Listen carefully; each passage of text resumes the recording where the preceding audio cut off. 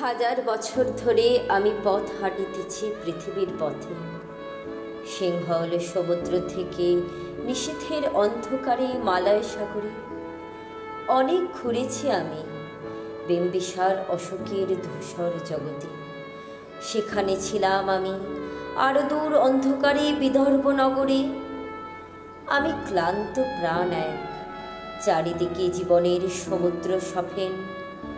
আমার দুদণ্ড শান্তি দিয়েছিল নাটোরের বনলতা সেন। চুলতার কবিকার অন্ধকার বিদিশার নিশা, মুক্তার শ্রাবস্তির কারুকার্য।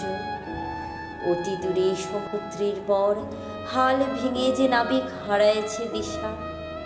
সবুজ ঘাসের দেশ যখন সে চোখে দেখে দারুচিনি দ্বীপের ভিতর, তেমনই দেখেছি তারে অন্ধকারে।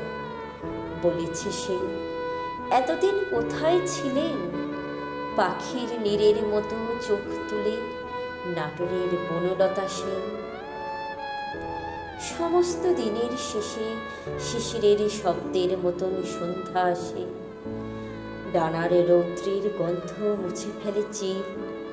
পৃথিবীর সব রং নিভে গেলে পাণ্ডুলিপি করে আয়োজন।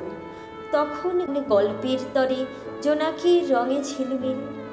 সব পাখি ঘরে আসে, সব নদী ফুরায় এ জীবনের সব লেনদেন। থাকে শুধু অন্ধকার, মুখোমুখি বসিবার বনলতা সেন।